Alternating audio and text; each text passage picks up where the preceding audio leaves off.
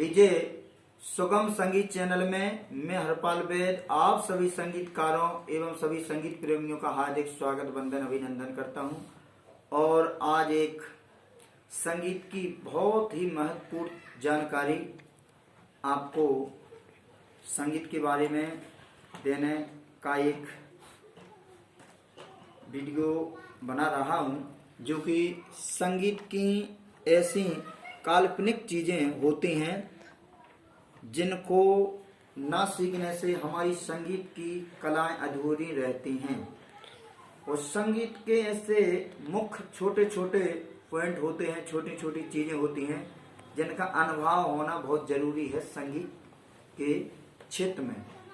जैसा कि संगीत का एक बहुत महत्वपूर्ण प्रश्न होता है कि आरोह किसे कहते हैं।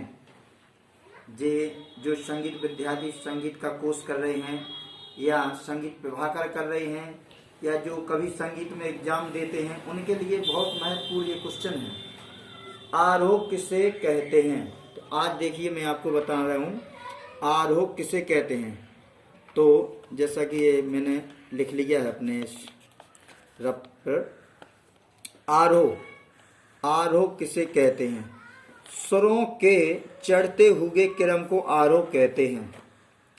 अब प्रश्न आता है अवरोह किसे कहते हैं। तो स्वरों के घटते हुए क्रम को अवरोह कहते हैं। अब इसका आरोह और अवरोह का संगीत में क्या महत्व है। तो आरोह अवरोह का संगीत में क्या महत्व है, देखिए आरोह अवरोह ये बहुत संगीत की महत्वपूर्ण चीजें हैं। जैसे आरोह संगीत का, जैसा हम सारे गामा पाधा निशा बजाते हैं, जैसे अपन ने बजाया सारे, जैसे देखिए मैं हारमोनियम पे प्ले करके बताता हूँ आपको।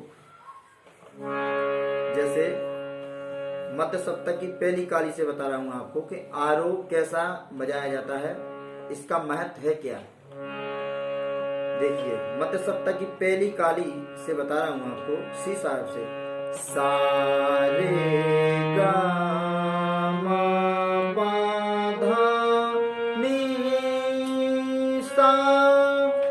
ये होगा आपका आरोह।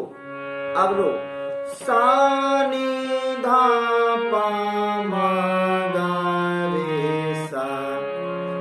इसका आरोह का सीधा सीधा इसका उत्तर है से आरोह किसे कहते हैं। स्वरों के चढ़ते हुए क्रम को आरोह कहते हैं।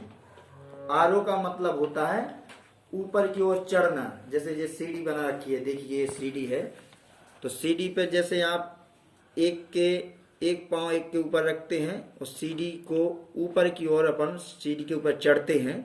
जैसा कि ये सीढ़ी मैंने बना रखी है, देखिए जैसे ये सा है, ये समझे जो सीढ़ी है, बिल्कुल सीढ़ी की तरह ही ये हारमोनियम होता है। सीढ़ी की तरह हारमोनियम में सुर होते हैं।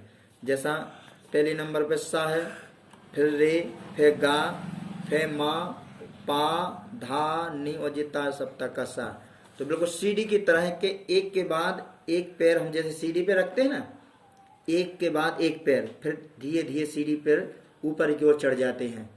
अब उतरते कैसे हैं कि एक पांव रखा, फिर एक पांव, फिर उसके बाद रखा, फिर हम धीरे धीरे सीढ़ी के नीचे उतरते हैं। तो आरोह उसे कहते हैं, चढ़ते हुए क्रम को आरोह कहते हैं, उतरते हुए क्रम को अवरोह कहते हैं।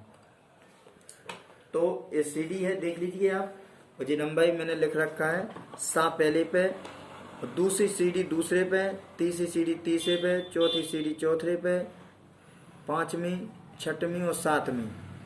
तो इस सीढ़ी की तरह हमारा ये हारमोनियम के सुर होते हैं। तो इनको समझना बहुत जरूरी है। जब तक हमारे दिमाग में ये चीज नहीं बैठेगी, हमें समझ में ये चीज नहीं आएगी, जब तक हम अच्छे कलाकार कभी नहीं बन सकते। इन चीजों को सीखना बहुत जरूरी है, क्योंकि ये संगीत की महत्वपूर्ण चीजें हैं। इनको जब हम सीखेंगे तब हम आगे अच्छे कलाकार बन पाएंगे और रागों को समझ पाएंगे। अब कुछ संगीत कलाकार, कुछ लोग मुझसे जुड़े हैं तो मुझसे फोन लगाते हैं, गुरुजी हमको आप राग बताइए। तो राग तो बहुत पीछे की चीज है। सबसे पहला इन चीजों को समझना बहुत जरूरी है कि आरोह अवरोह क्या है, कैसे इसके सुर लगाए जाते हैं और कौन सुर कौन सुर कहाँ लगाया जाता है, तो इनको समझना बहुत जरूरी है, तब हम संगीत के क्षेत्र में आगे बढ़ पाएंगे।